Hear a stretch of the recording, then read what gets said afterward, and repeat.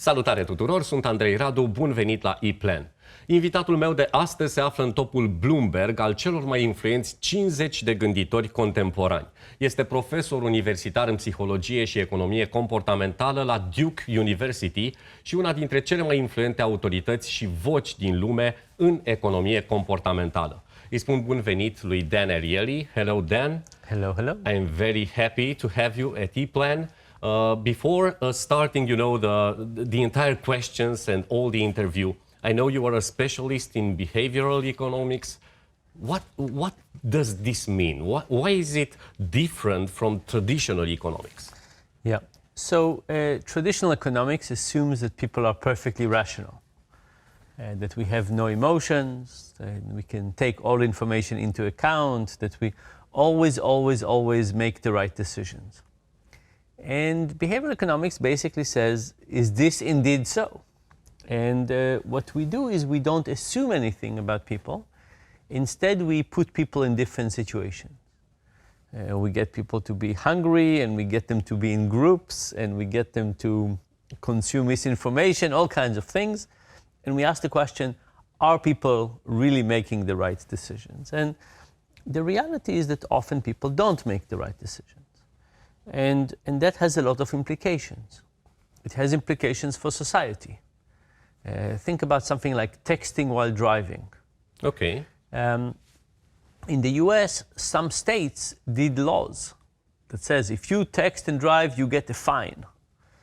What happened after these fines? More people died. Why? Why? Because instead of texting over the wheel, people started texting under the wheel. Okay. You know, when you think about it, you would say people should know not to text and drive.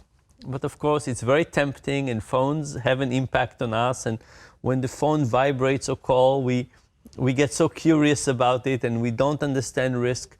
It's just one example, but it's an example that kills us. People get killed, people get injured.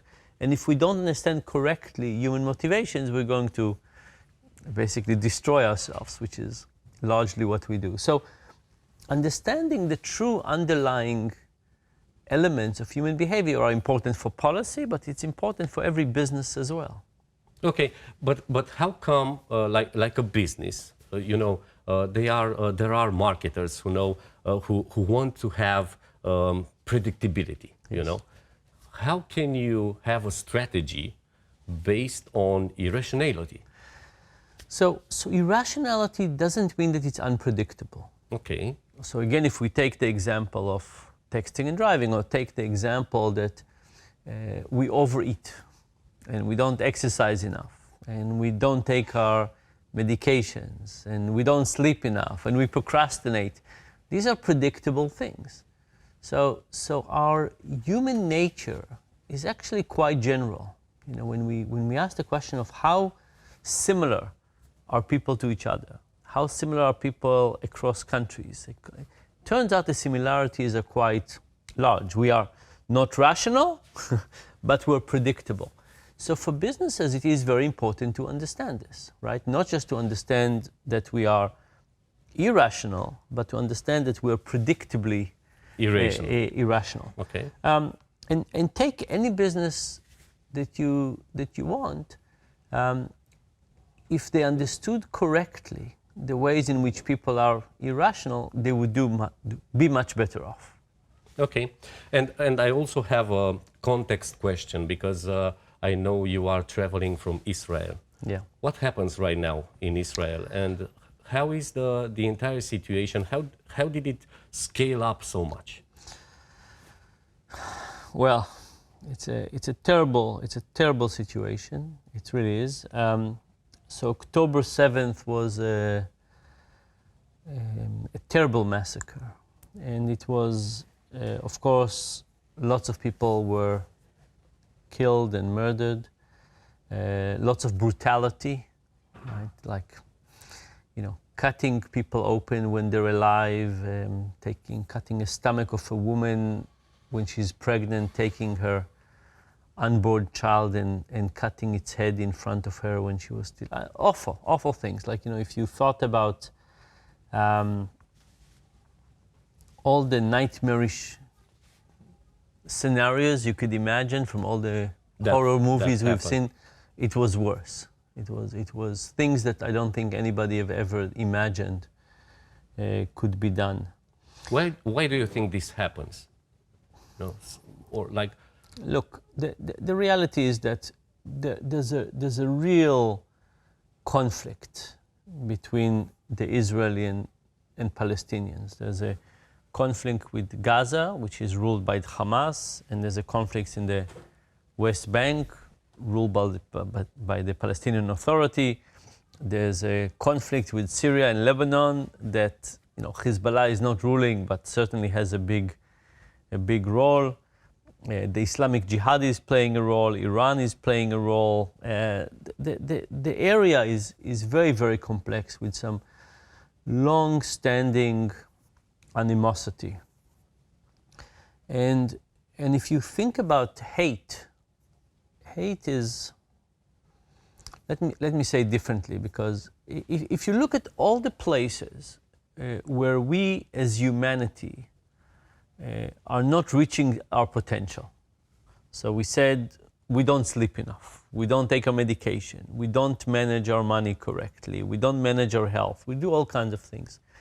Hate is one of those human forces that is causing us as a planet to dramatically underperform compared to where we could have been. If you think about what is human potential for this planet to thrive, hate is one of those things that is dramatically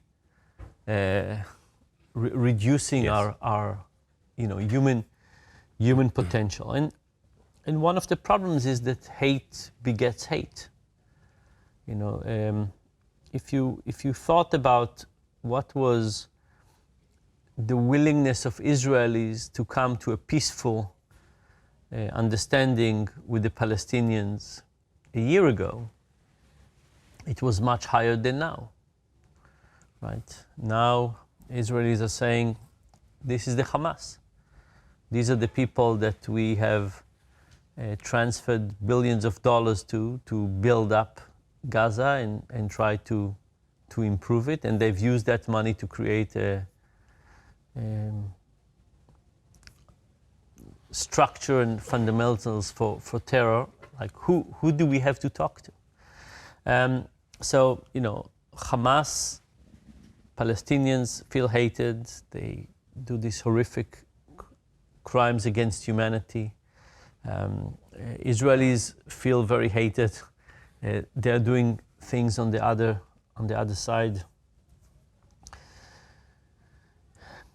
do you There's think a- this will end up soon, or could not- be a long conflict? So first of all, there's a real question of what is the conflict, and I'm not sure what is the conflict. Is the conflict Hamas and Israel? Is the conflict Gaza and Israel? I don't know to what extent the Hamas represents the Palestinians or not, right? I hope they're not. I hope the Palestinians would like to get rid of Hamas, but I don't really understand. Is it a part of a bigger issue with Hezbollah and Iran? Is it Russia connected, right? We've seen some things with Putin and Hamas. So I don't know what is the extent of the... But I will say that I think that there's not going to be a real path forward without true interventions from the rest of the world. And the question is whether the rest of the world has the interest To do so. to do so, because it's a very tough, messy situation. Look what's happening with Russia and Ukraine. When it started, I was certainly hopeful that the world would become united and intervene. And yes, lots of people are sending weapons, but it's not a real intervention from the rest of the world. And I think that Israeli-Palestinian conflict, people are even less interested in Less motivated. So I don't know. Okay. I know you had a terrible accident, an injury regarding your, half beard. what happened and what did you learn from the entire experience? Because I know you had you were like 3 years in a hospital. Almost 3 years, yes. Almost 3 years. 70% burn. Yeah, yeah. So lots of burns, including the right side of my face, which is... What happened? So, you know, there's lots to talk about, but maybe I'll just say a word about my half a beard as one lesson. Okay. So the right side of my face is burned. It's almost symmetrical, but it's, when you look close, it's not exactly. And for many years I shaved. And when I shave, I look less non-symmetrical, right? It's not as starking. And I shaved for many years. And I stopped shaving just a few years ago. I went on a month-long hike. And during this month, I didn't look at the mirror, I didn't shave. And at the end, I looked sort of like this. And I looked at myself in the mirror at the end of this month-long hike, and I didn't like this look. It's a very strange look. Just imagine you wake up one day like this. It's a very strange look. And I decided to keep it for a few weeks, just as a memory of the trip, but then to take it off. But to my surprise, a few people approached me and they thanked me for the half a beard. Why did people thank me for the half a beard? These were people that had their own injuries, and they felt I was doing it on purpose, to say, look how much I don't care. And they said it gave them some strength to not hide their own injuries. So I thought, okay, if I'm giving some people a bit strength, let me keep that half a beard. But then something else happened. So about 4 months with this half a beard, I all of a sudden feel that my own feelings toward my scars have changed. Right? So I have lots of deformities, lots of things don't work well, the rest of my body. And all of a sudden I felt that these scars were not just, they were not against me, they were part of the story of my life. And I started feeling better about them. Now, I've been injured for many years. I started asking myself what happened. And here is what I think happened. Imagine somebody like me shave. I wake up in the morning, this side is smooth, this side has little black dots, stubble, and shaving, it becomes less non-symmetrical. So in fact, the act of shaving for somebody like me is also an act of hiding my injury, becoming less non-symmetrical, right? Stubble here, smooth here, after shaving, smooth and smooth.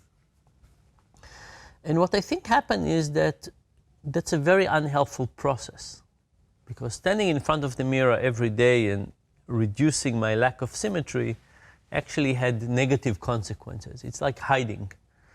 And stopping that and saying, this is just me, with all the lack of the symmetry, actually was very, very helpful. But going back to social science, you know, here I am, a social scientist. I think about life in terms of social science. And if you ask me, what would life be like with half a beard, I could predict day one. I could say day one is not going to be fun. People would ask questions, kids would laugh, people would point, all kinds of unpleasant things would happen. But if you ask me, how would it feel 4 months down the line? I don't know. I don't know what to predict. I didn't know what to predict. There was nothing about my arsenal of doing that. And I think that's actually the role of social science, is to take things we don't have good intuitions about and to say, hey, look, this small activity of shaving in my case is actually going to slow down acceptance. Let's do it differently. And there's lots of lessons like that, but we're usually quite good in predicting immediate effects, not so good in predicting long-term effects. And that's a big part of what we hope to dig and understand and so on, and then tell people what's a better recipe for life. Talking about the social science, I know you are very close to 3 startups. Can you tell me more about those 3 startups and how the people who are watching the show can take some ideas from this and can grow their businesses? Yeah, so maybe I'll describe one in depth and maybe you'll see. So this is a company that we're trying to get people to lose weight. Okay. Now, how does a social scientist I mean, the company is one thing, but let's think about the principles. How does a social scientist approaches the challenges of health? We say, look, health is a daily struggle. We have to do it every day. You can't do it 6 days a week and then, eat donuts. What's the name of the local donut with the flat donut with the sour cream? I don't know in Romania. Okay, but anyway, you can't be healthy for 6 days and go wild and eat ice cream and donuts and cakes on the last day. You have to be every day, and you have to start in the morning. If you start after lunch, it's a little too late. So that's the first thing. It's a daily struggle all the time. The second point is there are models of recall and models of recognition. Sometimes recall is we say, please take care of your health. And we'll put an app on page 4 of your phone and please remember us. Doesn't work. Recognition is that when you see something and that reminds you, right? I'm sure you have lots of pictures of people you love on your phone. Of course. I'm not going to ask you how often you look at them. But if you printed 3 of them and put them on your desk, you would see them much more, right? There's a difference between waiting for us to do something than doing something that reminds us automatically. By the way, if you think about religion has a lot of signs that are supposed to remind us. Yes. Right? So every day, first thing in the morning, recognition. So where does this lead you? It says, to help people control their weight, I want something physical that people would see first thing in the morning. Maybe the toothbrush, maybe the bathroom scale. I picked the bathroom scale. Of course. Okay. Because, if somebody gives you 2 square feet of their property, real estate, space. Take it. Okay.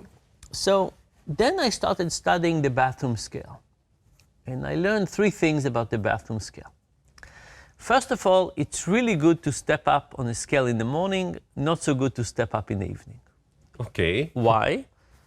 We gain weight during the day, of course, but that's not the reason. The reason is that the process of stepping on the scale reminds people about their health, and they eat a little bit less for breakfast.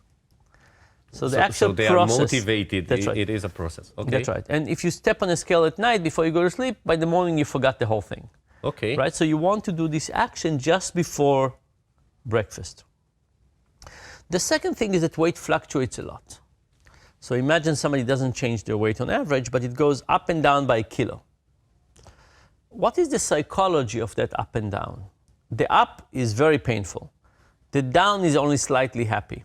So very painful, very miserable, slightly happy, very miserable, slightly happy. The average is not that good. The psychology, even people who don't change their weight, they just go ups and down, it's not as good. So what do people do? They stop weighing themselves. But we said already that weighing us is good first thing in the morning, but people stop. And the last thing we learned about the scale is that diet takes a long time to have an impact. So somebody starts a diet, and after 2 days, their weight went up by half a kilo. That's not motivating. And they say, what's happening? I went for a walk, I ate a salad. Like, what's happening? The rules of physics have stopped working. It takes 8 days to 2 weeks, but this initial period is very demotivating. So you take all of this together, what do? We created a scale with no display. We said, if the numbers are confusing and demotivating, let's not show these numbers. Okay. So we have a scale with no display. But you have a track record somehow. But we give people an app. Okay. But the app doesn't show them their weight, it shows them the trend. Here is what happened on the last 3 weeks. Because if we said that the variance is not good and the effect is delayed, let's show people a trend. But then we did something else.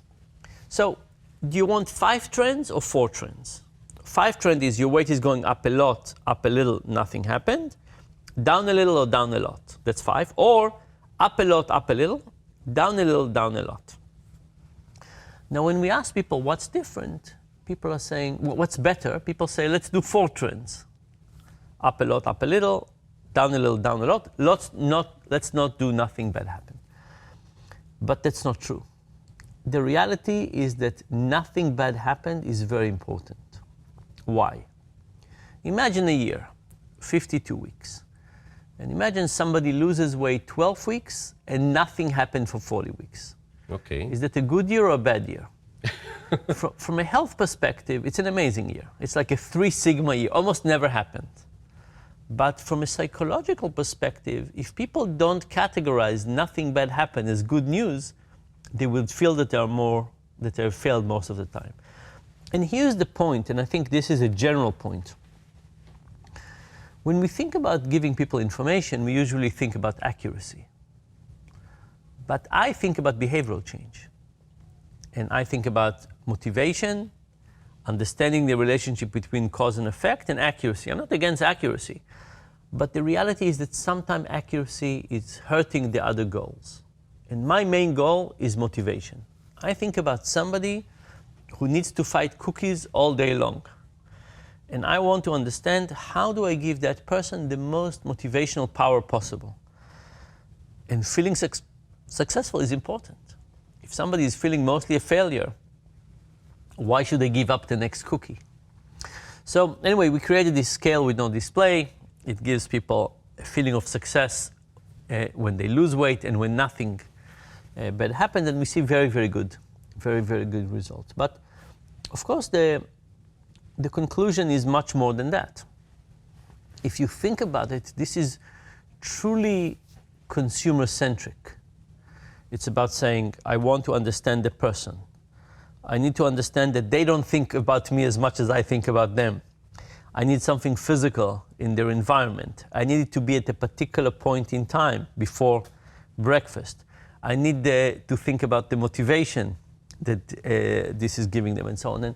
And in fact, if we want to, when we talk about behavioral economics, look, people are interested in losing their weight, but it's just very, very tough to do, and we really need to help them. So that's an example of going deeply and analyzing things. Analyzing the weak points, analyzing the points where things are breaking, analyzing people's motivation, and trying to build a mechanism that answers as many of those questions as possible. Talking about human motivation, often managers in businesses, they don't know how to motivate their teams. Yes.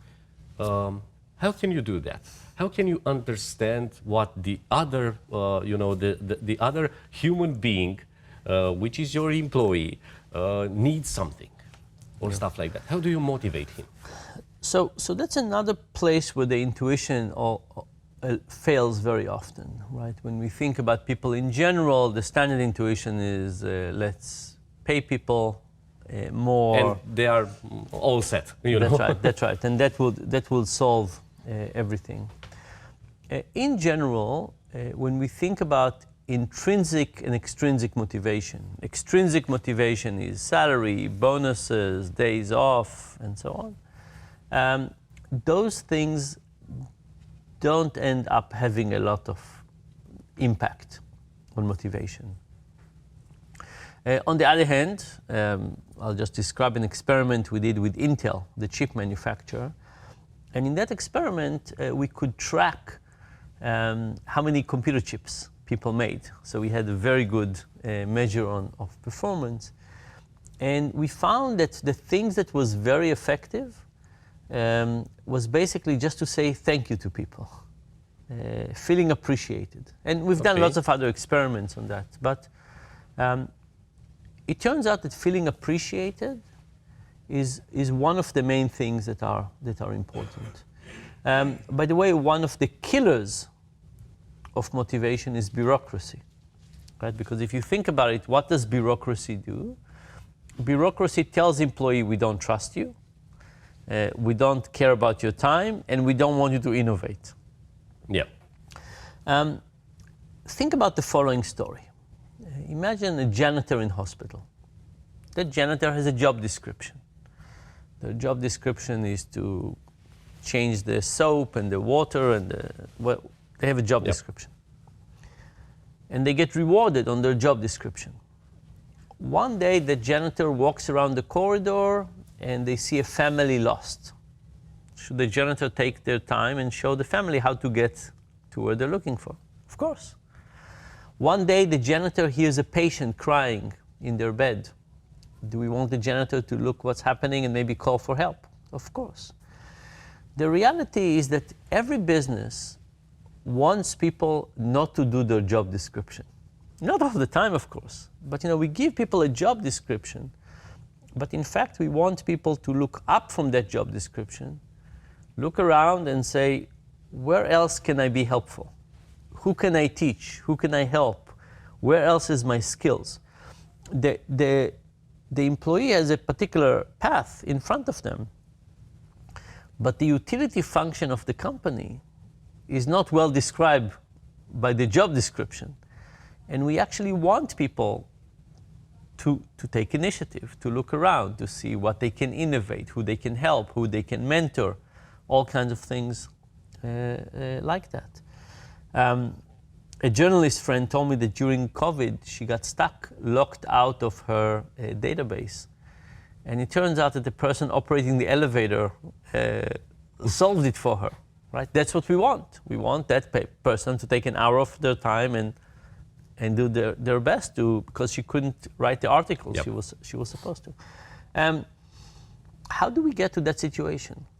How do we get to a situation where people don't just look at their job description, but they actually care? They want to produce more. They want to help more. And it turns out the secret is really feeling connected to the company, to the mission of the company, and feeling appreciated. If the trade-off is you'll not work only with money, appreciated, not only with the salary, right. or bonuses. That's right. Now, you can show appreciation with money, but it's not the best way to do it. A glass of beer with your boss and a few kind words do a lot. When I think about the people working with me at the university, one year my favorite end of the year gift to people was to ask everybody what kind of thing they want to study for up to 10 days, not as employees, but a general skill that they want to acquire, something they want to learn. And I said, I'll pay for them to study that. And I asked everybody to send me a paragraph about what it is they want to study. And people wanted to do drumming and cartooning and meditation and writing, all kinds of things like that. And this was a very good gift. And why was it a very good gift? Because it allowed me to demonstrate to people, which is also true, that I care about them in general, not just as employees, but as people. It's not a gift that was backward, it was a gift that was forward. Right? It wasn't like, oh, you did X nicely this year, I'm giving you this back. It says, no, I care about you in the future. It gave them something that they wouldn't do themselves, right? Which is, now they could afford it, but they wouldn't have done it without me. So that wasn't just like, here's some socks. Here's a year's supply of socks. No, you could do this yourself. And the other thing it created, by the way, was that people came and went throughout the year. And every time people went, they were looking forward to it. They shared with other people. When they came back, they said what they learned, how was it. So it ended up being a very true reflection of how I think and care about the people working with me, but it also was very, very effective. And we have extra challenges these days when people are working more at home, less connection with people. Meetings on Zoom or whatever are usually more functional, right? Meetings start on time and end on time. Like with physical meeting, we can never predict. We can never end on time. What happened? We cut down a lot of chit chat. Like, when was the last time you heard on Zoom a joke, right? It doesn't happen, right? People don't share personal things. It's like, okay, let's be efficient. There's lots of room for efficiency, but we lose something very important in terms of caring about other people, and very important to get it back. One last question then, because unfortunately the time is running out. I know that you have a new book, Misbelief, in which you are talking about the fact that often rational people are doing irrational things, like smart people are doing stupid things. How come? That's a long answer, but this all started for me with COVID, where I was accused by some people for bringing on COVID. By the way, with the war on Israel, there's some videos about me now showing the atrocities of the Hamas and linking me to that. There are some people who just not true. When we think about misbeliefs, whether they're conspiracies or other beliefs, it turns out that we shouldn't discount those misbeliefs and we shouldn't discount those people.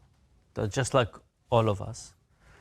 And it turns out that there's an interesting psychological process that starts with stress, in which people basically need a story to tell themselves. These misbeliefs are not for nothing. They answer a real need. And people need a story. They need a story with a villain, somebody they could blame. And they need a complex story that would make them feel in control. They know things that other people don't know. And that's the process that gets it going. On top of course, after that there's more processes, and there's the social media element that basically helps seals the deal. But I call it the funnel of misbelief, and it's a process that attacks almost every aspect of us. It attacks emotion and stress, it attacks our cognitive process, attacks our personality, the social elements, and at the end of the day, gets people to change in very drastic ways. So much that we all have people in our lives that 5 years ago you said, me and this other person, we see life in the same way. And now you look at that person and you say, are we the same species? How can it be that we are looking at the same world and interpreting it so differently? It's a fascinating and very sad process, but as a society we have to understand it, because it has there's a lot of potential damage that can happen. We've seen some of it, but there's more to come if we don't take care of it. Thank you very much, Dan. I had tons of questions for you, but unfortunately the time doesn't allow us to discuss more. Thank you very much. Thank you very much for joining us at GPEC in Romania. Can't wait to see you on the stage. Vă mulțumesc tare mult și vouă că ne-ați urmărit. Sunt Andrei Radu, până data viitoare. Stay digital!